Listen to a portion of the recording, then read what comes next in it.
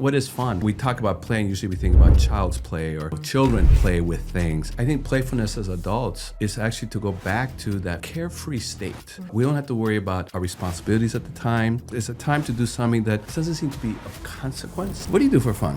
For me, joy really is. Welcome to another episode of Disrupt the Podcast with Andrés Tapia And Eloiza Domingo. where we challenge conventional thinking and we look at the things that are shaping our future. So in today's episode, we're going to talk about serious business. The serious business of not taking yourself too seriously. Oh, really? Yes, Okay, we are. got it. So Andrés, you know that we have four pillars of the Disrupt podcast, which is work, society, relationships, and play. That's right. And that's what we're going to talk about. So I'm just going to ask you kind of an off-the-cuff question, in terms of play. What do you do for fun, Andrés? Oh, I do a lot of things for fun. I love things that I particularly like are things that have to do with movement. Okay. So I love to dance. Yeah. I love to be a drummer in a drum circle. Oh, fun. I love boxing, and not in a sparring way, but more of a workout way. Okay. I love to cycle.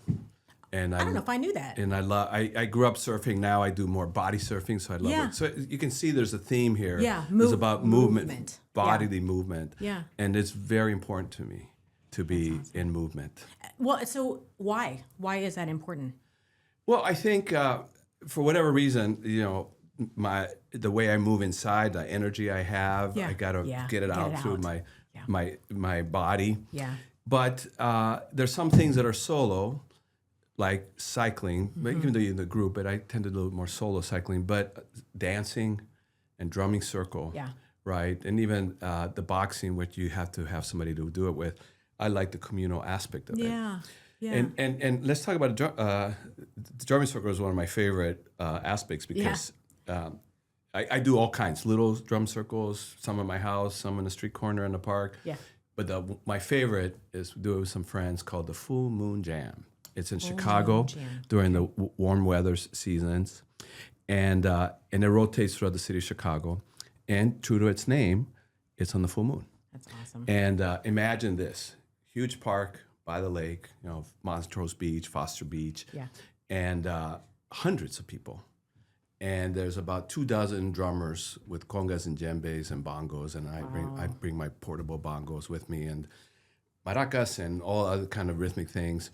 And then there's fire dancers, so they light their rings or their poles up and they dance with them the whole night as the drumming is going on. Wow. And then everybody else is there to dance. Yeah. And there's Yeah. hundreds of people dancing. And we start in daylight, and the sun goes down, the moon comes up and rises, and Yeah. we drum for like 3, 4, 4.5 hours. That's amazing. And dance, and it's a beautiful thing. The sound, the community, it is fun. It's fun. Yeah. That's amazing. So how about you? What do you do for fun? Well, it's funny, Andres. Whenever people ask me that question, I kind of roll my eyes because I'm the mom of 2 sets of twin boys that are under the age of 18, and I have 5 dogs. So the responsibility level is very, very high. But so I often find it hard, honestly, to have time to have fun, But, if I think about it, the things that I love doing that are fun for me is actually what my kids called movie night. So they often say things like, "Mom, what is movie night tonight?" Or "What are we watching?" And they get really excited about it. And they get really excited. Is that excitement fun for you? That excitement is fun for me and really fun, even though it's not, it's interesting to hear you talk about movement and things like that. I think because my life is all about movement, moving with 4 boys, moving with 5 dogs and things like that, oftentimes the fun is actually just sitting still with my kids. Oh, interesting. And watching something that is relatively passive, like we like watching Disney movies or Pixar movies, and just laughing and having kind of a common time. I really find that fun. The other thing too that I actually have fun doing is, out of the 5 dogs, I have a Doberman Dobermans are very, very smart. And if you leave smart dogs on their own, they can really get kind of out of hand. So I've done a lot of training with her. I do agility training and stuff with her. And, Just one-on-one. Yeah, just one-on-one. And it's actually nice because I have all 5 of them. It's usually us and 5 dogs. But having that one-on-one time, with her is really amazing. I would consider her a soul dog, for me. And just like you said, it really is, it's fun. And, and I thought about that a lot, actually, Andres, when we were prepping this. I want to start defining for our listeners like what we mean when we say play or when we say fun. Because you may remember, Andres, when you and I talked about this, I thought, I wonder if people think about play as a sign of, playfulness, as a sign of like either weakness or immaturity. Or a waste of time. Or a waste of time. Yeah. Right. Yeah, right. Because this concept of like play as a waste of time, playfulness as a character trait is like, gosh, you're really immature. Like, what is that? Yeah, and especially in a world where there's political crises and climate crises and, let's call it mass shootings and a lot of very serious, heavy things. And we're like, what do you mean play? Are there things to go take care of right now? Exactly. And that's exactly what I thought about. And so I think what I want to make sure that you and I do, and I'd love to hear your thoughts on it, is how are we defining this, I guess, for the listeners, or like how are we thinking about this concept of play? You and I already talked about it in terms of ourselves. Like play is fun for us. This is what we do to have fun and to play. But I think that there's this concept of playfulness in work is like frivolous. It's just not necessary. Yeah. Well, and so I think we're talking about play in a variety of different ways, right? Yeah. One, play for play's sake. The kinds of things that we just talked about, the movies, the Doberman training, being with your kids, the boxing or the drum circle. Yeah. And then you're also servicing the issue of playfulness at work. Yeah. But I think in our time together, we're going to kind of explore the different arenas in which play happens. But to your question about what do we define by play, to me, it's a state of, the play is the thing that you do, but to me, it's the state of playfulness, which is key. Yeah, and you started to describe it. You said, as someone who's always on the move, for me, play is a moment to be still or quiet. Yeah. Right? Yeah. And for me, for always being on the move in my head, as a strategist and, podcaster with you and things like that and speaker, to me, playfulness is to be in movement through my body. Yeah. Right? And neither is wrong. No. Yeah. But the playfulness part of it is to be able to spend time on something that I don't get to spend time as much with, right? Yeah. And the other thing that when you said to me and you asked me, first question, what do you do for fun? Do you do for fun? And I think, what is fun? Fun is that thing that, we talk about playing, usually we think about child's play or, children play with things. But I think playfulness as adults is actually to go back to that carefree state.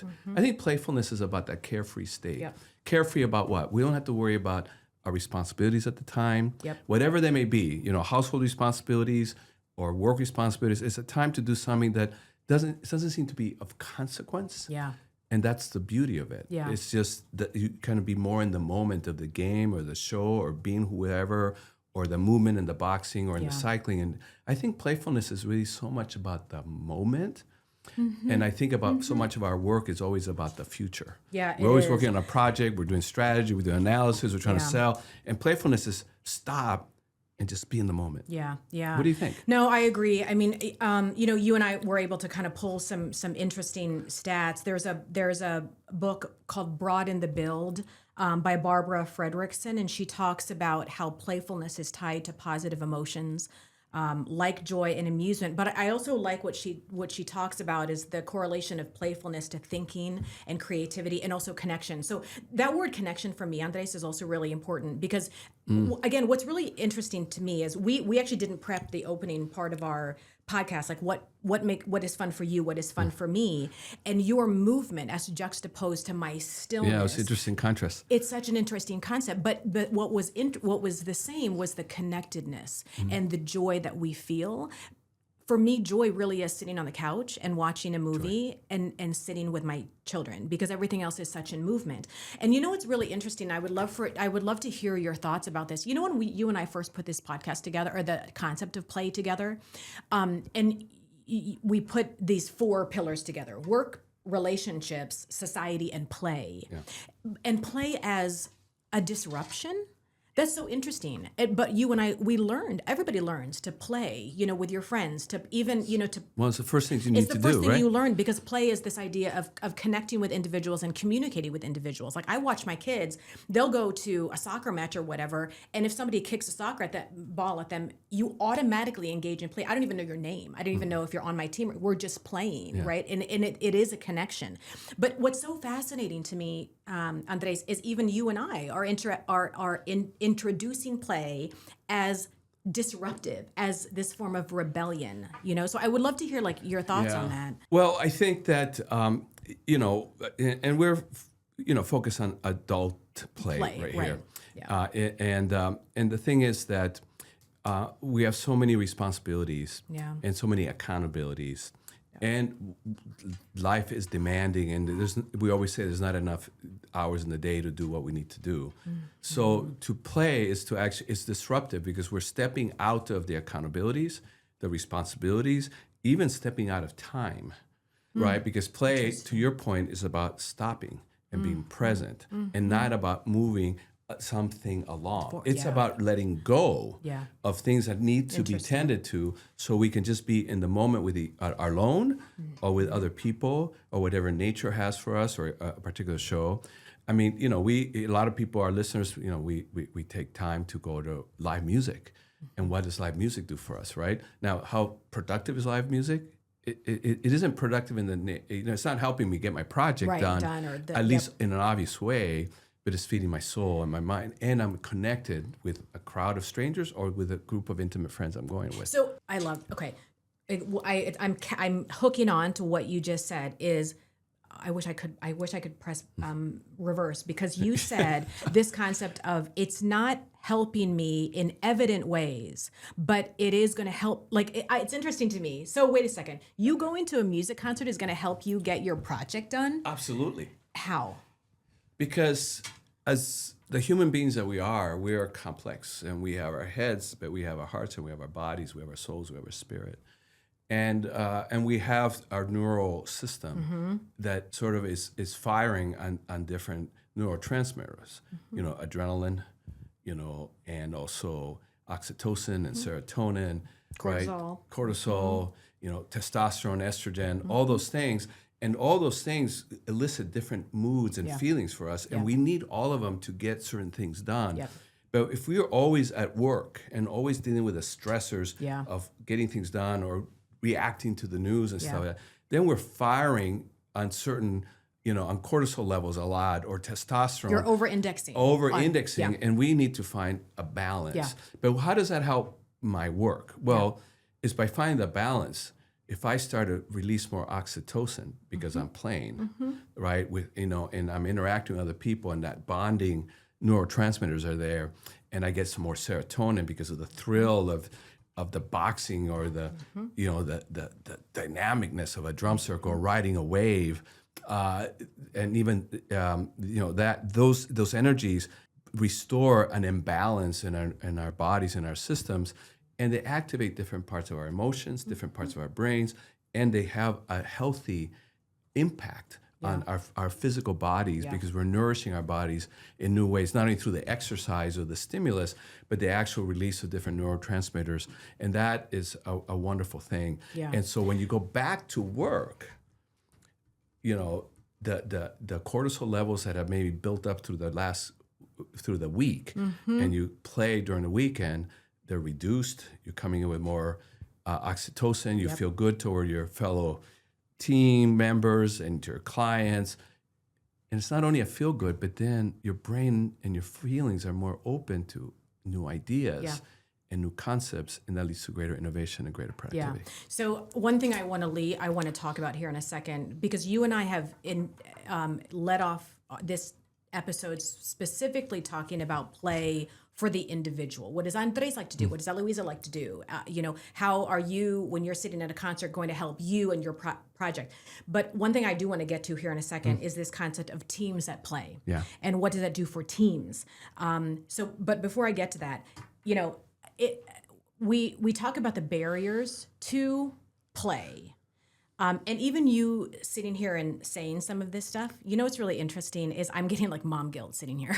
Why? Like, because, you know, women, moms, it is really, mom guilt is really real about, like, you know, taking time for you, taking time away from the stuff that all the stuff that you said, moving things forward, getting this done, getting this done, getting this done. Because the concept, especially for women and working moms or moms in general, we are introduced into the concept very early on that what you do for others should be fulfilling for yourself. You know, what you do for others and how you accomplish and move things forward for others, not with others, for others.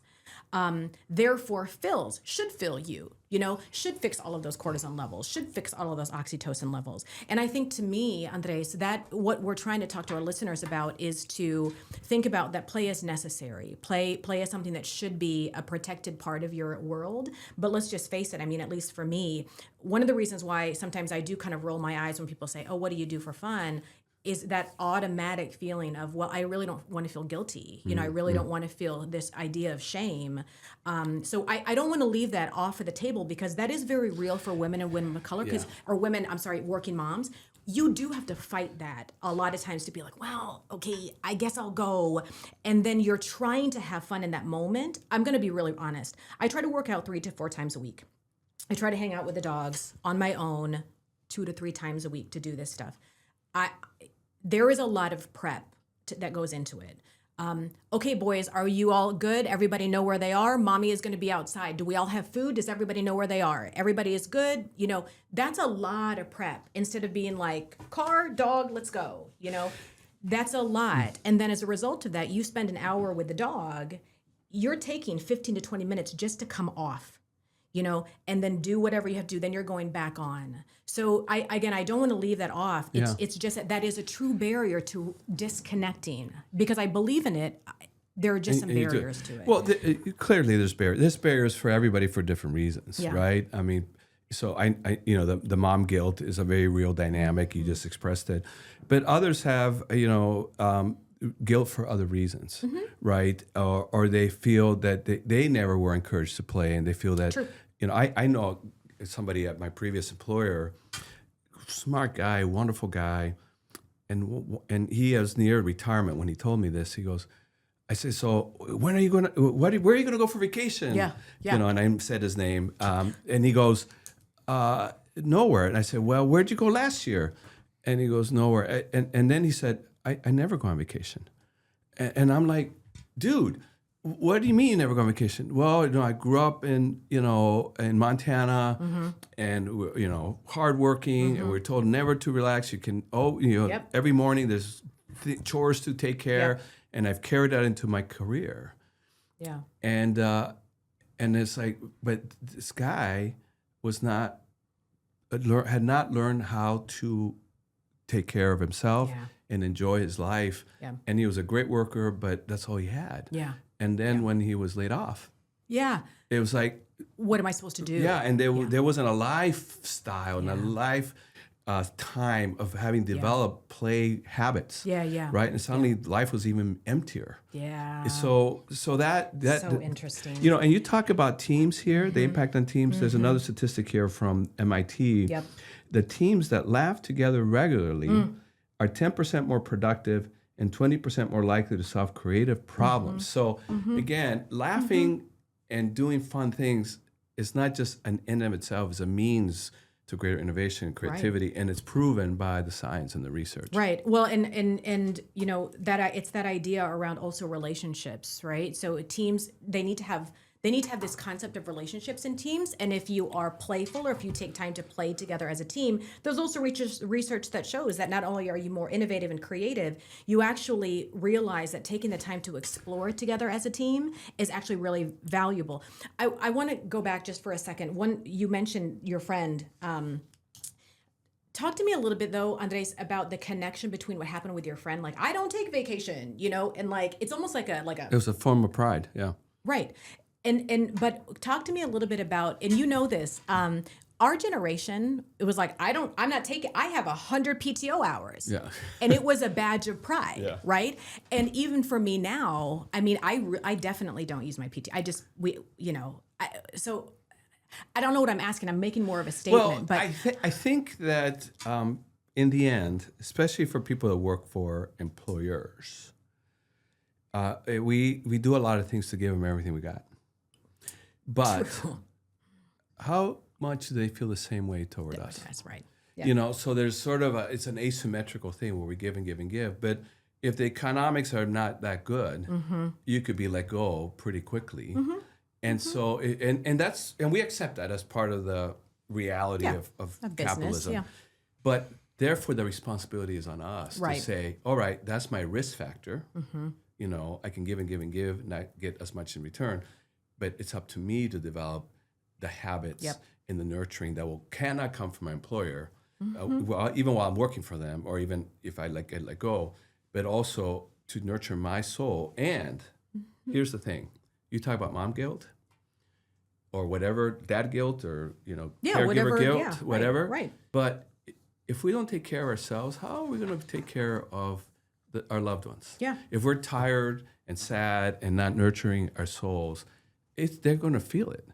And I've watched you with your 4 boys, and you're just really an amazing mom, and you're this high net worth female as well at the same time, and you manage it all. But as much as you feel your mom guilt, I see how well you managed it to try to find time for yourself. And one thing that I've seen you do with your boys, and they respect you for that, you've really raised them to ask you if you need any help. That's true. Just ask me if I need any help, Yep. Mom. Mom, do you need any help? Yep. And I've seen them do it. Yeah. And so, and I think you should leverage that more. Yeah. Because your boys are ready to help you. Yeah. And Yeah, I think I they're love it. more ready to help love you than that. you realize. Yeah. And you should get that return on that investment. You raise Yeah. them that way. Yeah. And they go, Mom, we're here for you. Yeah. And I've heard some great stories of other moms who've done this with their children. And they're always surprised that their children offer to help. And sometimes they don't ask them for more help. For more help. Yeah. No, so first of all, I love that you just said that. And that was kind of a moment of therapy for me just there. That actually, I really appreciate that. And I actually liken it to what we just talked about in terms of PTO, because I agree with you. PTO is almost the analogy to the kids saying, what can I do for you? It's like, well, I gave you, you have a bank of PTO, you also have a bank of all of this, benefits, again, I'm not likening the business to my children, my relationship with my children, but you're right. I mean, if it's there on the table, then you should, take advantage of it. And when you've given, and you do. Yeah. Yeah. I tell you, those children want you to enjoy yourself. They do. I agree They with really you. do. And Yeah. I think you got to lean on that. I 100%. You know what? I'm going to do that. And actually today, I'm going to do that today. That's actually a really good. No, I like that. But one thing that I want to help our listeners a little bit more, and you're doing a better job of it than me, honestly, Andres, because I still do sit in a lot of guilt. So how are we shifting the mindset though? How are we shifting that mindset from so we talked about the seriousness of play, whatever we said, the serious business of not taking yourself too seriously. So how do you shift that mindset? Yeah. Because playfulness does get misjudged. We know that, you know? So first of all, let's kind of broaden the field of play a little bit more. You and I describe what we like to do. Yeah. Now, some of our listeners will not be able to relate to a drum circle. Yeah, you're right. Or playing with the Good. Doberman. Yeah, got it. Right? Yeah. But that's not the point. Yeah. The point was you asked Andres what I find fun, and I asked Eloiza. Right. So, What do we you want to do for ask fun? our listeners, if you didn't have to worry about any responsibility, what would you like to do? What would make it? And for some people, I'd be reading a book in a quiet corner. Yeah. So for them, it could be sewing. For others, could be, just walking aimlessly through some new place. Yeah. It doesn't matter. It could love be it. anything. I love it. So let's make that clear. Yep. Now, once you make that clear, then you figure out the logistics. Yep. Is how do you make sure there's a quiet corner? You have to clear out the house or send people off or whatever. Or you have to make plans to go to the park or go join a club that does X, Y, and Z. So you have to take some proactive, practical action to create the space of time, space, and people to then do that activity. Yeah. So that's the serious part of play. It's like you got to operationalize it. Yeah. And because it's not just going to happen. Yeah. And in the same way that we make a plan to how to commute to work, Yeah. well, you should make a plan to how to get to your place of play. Yeah. Whether it's in the corner of your house or someplace nearby or far away. Yeah, so I think make it practical. I love it. And make it yours. Yep. And figure out, do you need to do it with other people, or is it by yourself, or a combination? Yeah, that's really right? good. And then I think you got to do the work that you're doing here of freeing yourself up from the guilt. Your guilt, Eloiza, and anybody else who has mom guilt or dad guilt or caregiver guilt, yeah. It's not helping anybody. It's not. Especially the people that you're concerned about. Yeah. No, you're right. You're right about that. And again, the listeners, they know that at the end we do this disrupt GPS, so it's a takeaway. This is one of the takeaways right here. Yeah, write it down. I know. I was gonna say I'll just write that on down. But that's a major takeaway for me. I'm going to bridge the gap here a little bit because you and I have been toggling between home life or relationships just with people in general, but also work life. One of the things that you and I talked about when we thought about play is that play actually, if you shift your mindset, can actually be a really amazing strategic asset. Completely. You already said to me as a mom, this is a strategic asset for you. Yeah. One of the things too that I'll tell you, and for all the moms and dads or just whoever out there, I will tell you that it's also something that I do when I do it, right and well. When the boys see me go out and do my workout and come back and on a consistent basis, that's actually also modeling really good behavior for them. Completely. You take the time, and you go and you do whatever you need to do, and come back. And they have actually said to me, "Can I come with you?" And I'm like, "No."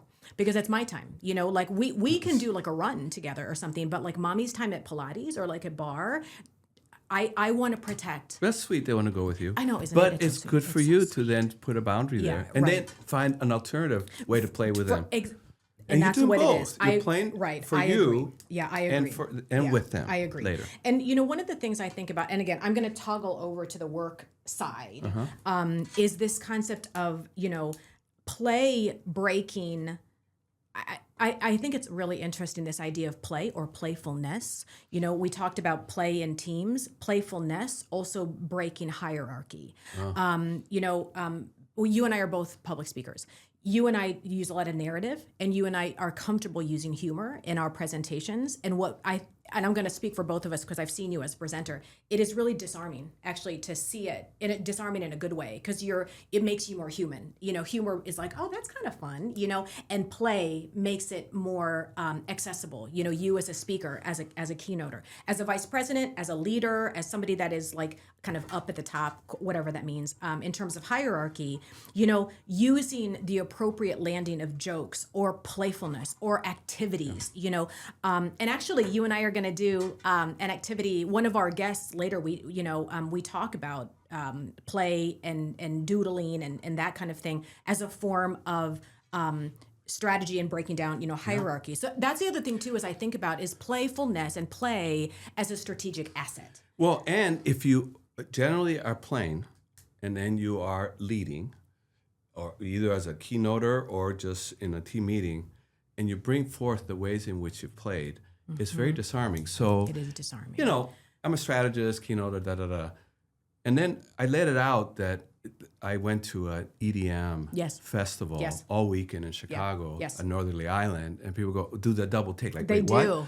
You're right. But it's disarming, and you get to be seen in a new, more human light. Yeah. So, if he does EDM, maybe he's more approachable than I think. Right. Now, you try to make yourself approachable by saying, "Hey, I'm approachable." Right. But as soon as you say you just went to EDM concert, that immediately is a sort of you get a credibility card on that one, right?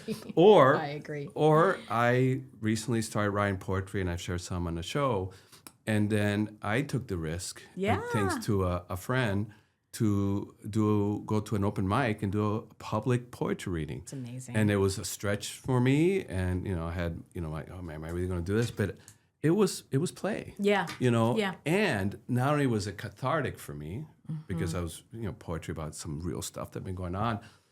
One thing I didn't expect, when my friend who encouraged me to go gave me the video clip, he was in the back row. Oh yeah. And he was shooting between the audience, right to me on the storefront stage. Right. And then I could just see one of the attendees. She was just wiping away a tear. That's right. I remember that. From her cheek, right? Yeah. And you realize, in my giving into play for my sake, it suddenly opened up a way to touch other people. Yeah. Yeah. And like, wow. So play can be frivolous in a good, healthy way, Right.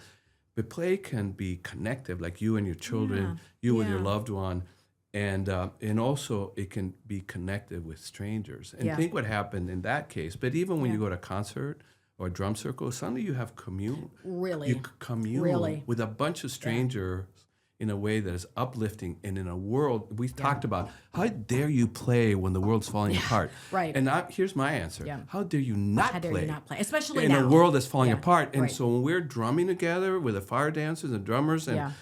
and we're connecting in a joyful way, Yeah. isn't that part of our answer? Yeah. A rebellion Right. against the strife. Yeah. That is the way to respond to strife. Yeah, One of the key absolutely. ways that we're not doing enough of. Absolutely, and I think what you're talking about is play as showing authenticity, and when you are authentic, you actually are giving other people permission to be authentic and to feel authentic and to be able to share authentically. And so like you said, because you and I have done drumming circles together, and I have come.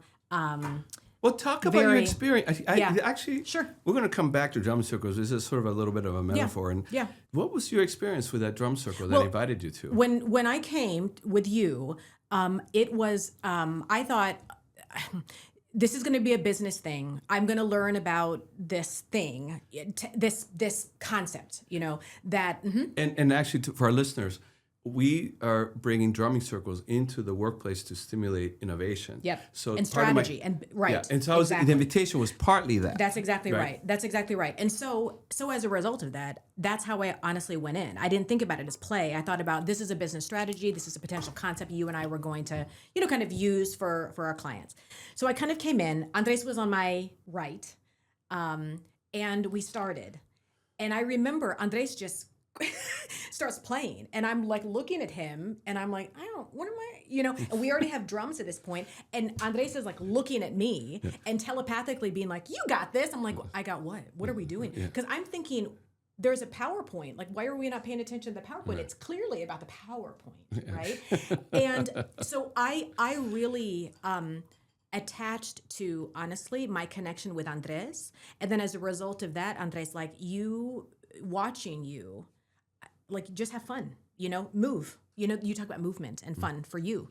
That I was like, okay, I have no clue. And I really was very trepidatiously approaching this, because for me, it's interesting. I wanted to get it right. Yeah. There was no fun. It was like, it was performance. It was performance. Yeah. Am I doing it right? But it was interesting because within a couple minutes, I had completely gotten out of that. And it wasn't by any force, by the way. It just naturally happened. And I had so much fun. I completely forgot about my children. Sorry. I completely forgot about, like, whether or not they had food at home. You remember when I said earlier, whenever I leave my kids, I'm like, it's a chore. You lost the mom guilt. Do you have it? Yeah. I lost the mom guilt, because in that moment I really was having fun, and so for me, that was definitely a moment. And so the other thing too, Andres, to your point, I remember leaving and I was like, woo, like, I felt so exhilarated and creative, and like, we learned so much, and I had so much fun. And I remember going home and telling my kids, you're doing this with me next time, So I think just this, even though I entered it with a level of seriousness in business, allowing yourself to have that space, it really was fun for me. That was such a fun and amazing experience. Well, and I enjoyed, it was with Rahul Sharma, who's been in one of our episodes. Yep. It was his band Funky Daisy who was leading the session. Amazing. And not only did you get into it, but you also lost yourself in watching these 7-8-year-olds, how uninhibited they were and how much fun they were having. And they really inspired you they further. Really did. But also at the end, there was an exercise of throwing an imaginary ball, and you throw it up to whoever you want to throw it to, and everybody's drumming while the person's waiting to catch it. Yep. And I won't ever forget the freedom. That I saw your trepidation at the beginning, and this happened at the end. It was a bookend, and the contrast between your tight, very what I do, and to it was a complete, like, when you were ready to receive that ball, your body was loose. You were looking up as if the ball was really there, and you caught it as if you were really catching. And then I don't remember exactly what you said about what your takeaway was, but it was very profound and very freeing. Thank you. And think about the power, right, of play. Yeah. it was in the moment, but then Yeah. you brought it to your home. Yeah, I did. And you brought it to your work. Yeah, I And you agree. brought it to your kids, and now you're inviting your kids into that. Oh my gosh. And I will tell you, I'm so excited actually. Now that even you bringing it up is actually stirring the feelings actually back. And, that was the other thing too, Andres, is I didn't do a good job of asking you this, but when you're doing these drum circles and the poetry reading and the body surfing and every boxing, all this stuff that you said, how is that making you feel? What are the feelings that you get out of it? Well, let's not forget the obvious health benefits, right? Sure. Of movement and exercise and breathing and all that. But I tell you, we're not taking care of our bodies. So number one, talk about, for all of you people who are into efficiency, think about all the benefits you get just by playing. Yeah, really. You have the creativity, you have the connection, you have the presence, you have the good for your brain, good for your body. So that's a pretty good use of the I was time, gonna right? say, So come on. great return on investment. Right. But I feel alive. Work, I love work and you love work. I do- and I we're do doing love stuff work. that's I very do love work, meaningful yeah. and it does energize us. But it depletes us because we got to deliver, we got to perform, we got to be on and all that. You're right. It's a And, good way to and, put it. and play is really the opposite of a lot of those elements. Instead of being future oriented, it's about the now. Instead of being about performance, it's about being, right? Instead of sort of striving for your own advancement or even the advancement of your organization, it's just to be in the connection with other people, Yeah. right? And a lot of play happens outdoors, not all of it. So it's instead of just being indoors or at your screen, you're out communing with nature. Yeah. The lake, the sun, the moon, the stars, right? Yeah. And that in itself is therapeutic. So when you ask me what I get out of it, well, I get so many things that I don't get where I spend most of my Great day, points. right? Great points. And don't we want to live a full life that activate all five of our senses Yeah. and activate not only our minds, but our hearts and our spirits and our bodies? Yeah. Wow, it's like being whole people. Yeah, That's I what it does. agree. It just No. activates all of Yeah. me and the community in which I'm with. Yeah. I'm with. Well, and I love what you're saying is, I know that people have said before that this concept of that work, and I actually like how you've put it better, is that work can take things away. It's still fulfilling, but work does. It takes away, a lot of your energy, and it kind of zaps this stuff. But the fun and the play is actually supposed to fill you back up. Absolutely. For me, one of the things that I found, interestingly, is I get all of the same things as you, feeling alive, feeling re-energized and everything. What's interesting is I was listening to you. I have found that when I come back from my play, the workouts, sitting with my children, playing with the Doberman, it has re-energized this sense of confidence and self-esteem. Because it's just me. It's just me and the kids, me and this, as opposed to when I'm performing for everybody, you do give a little bit of yourself away a lot. And you actually are opening yourself up to a lot of judgment. And even though I have a pretty healthy self-esteem, you still are exposing yourself a lot to I'm going to perform, you're going to give me feedback. I'm going to perform even here, we're opening ourselves up to a lot. But when I just sit and have fun, to me, it's like... It's replenishment. It's replenishment. Yeah, it's replenishment of who it is that I am, how I feel about myself, So there is, to me, it's also that tactile part, but it's also like, wow, you're pretty good, Eloiza. Like, you're feeling good. You know what you're doing, and you can go again. Absolutely. And we haven't talked about silliness and laughter. Great point. But again, the data is there that laughter really extends people's lives, and that you actually take in more oxygen, which is good for us. None of us are breathing deep enough, right? And and the thing about being silly and laughing, it's achieving a state of being uninhibited, and think about how much energy it takes to have executive presence. Oh gosh, a lot. Right. A lot. But silliness is really the opposite of executive presence, and to be able to be in a state of silliness is to be in a state of uninhibitedness, and that is exceptionally freeing. Yeah, right. It is. And so we carry so many roles and so many responsibilities and so many titles, and that what we're inviting when we say have fun. Yeah. Is to just let go of a lot of that stuff. Yeah. And in the end, what are we going to take with us? And what do we bring to our families and our loved ones, right? they want us. They don't want what we did at work. No, yeah, you're right. I mean, we want to earn a living so we can put food on the table, of course. But in the end, what they want from us is not performance. They want our presence. Yeah. And the best presence. Yeah. And having fun is one of the best ways to be present. Yeah. As we've sort of shared our stories. I love it. Yeah.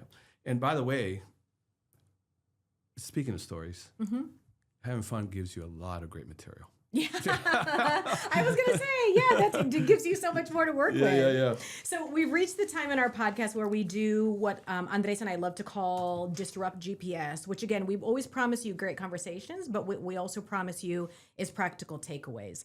One thing I love that you said, Andres, is like, we're not going to define for you what play is. So it's going to be a little bit of a twist. We can't be like, do this and do this, because our play is different.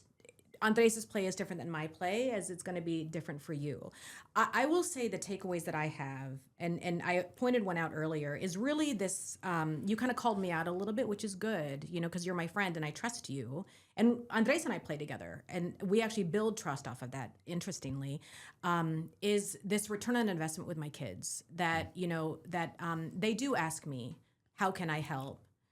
Meaning, that frees me up to do some other things. So I am going to think about that, because I mentioned play as a strategic asset. That's a strategic asset that I can use with them. And for me. For them to know that one way that they can help you is by giving you the space and time to go play. To go play. Yeah. The second thing is this idea of, the one thing I want everyone to take seriously, and I need to do it too, is the seriousness. If there's anything serious you should take about play, is setting aside the time for the play. Yeah. And also, but I'm gonna add to that is the consistency. It's this concept of, I remember when I started this, what is it called? You go and you get a gym membership, and I'm really serious about this. So I pay X amount of dollars every month, but then I don't go, so that's not really serious, so it's the seriousness plus the consistency of your play. And I do, for me, that's a big takeaway for me, is to really examine how consistently am I providing myself time, to have play. So I think for me, and then the last GPS for me, Andres, is I love this concept of silliness. And the reason why I thought about it in particular is because I think you all know that Andres and I have a great relationship outside of the podcast, and you and I have really found silliness to be, we have inside jokes, and that builds, because it's just between me and you. And for me, that does build as a level of connectedness and trust, and I don't think any of us do that enough. Well, and actually, so my disrupt GPS is that the connectivity that comes with playfulness, and connectivity is hard, especially when everybody's pulled in all kinds of different directions. But when you've been silly, or you participated in a dance or a drumming circle, it becomes a memorable experience. Yeah, it does. And you see each other in a different light, and you've been, if you're outdoors, you have the story about the weather, or what happened. There was a drumming circle where I was with a group of friends, and the skies opened up on us, and it just, the thunder happened, and it just, the skies opened up, and we had to scatter, right? But then somebody said, let's meet at the underpass, the Lakeshore Drive underpass. So after the rain subsided a little bit, we took our drums, and about 50 people were in this underpass on Foster Avenue with Lakeshore Drive going over us. That's cool. And it was sort of kind of cavernous like this. Yeah. So that we were drumming and dancing. That's cool. In this kind of cave, right? Yeah. This human-made cave. Yeah.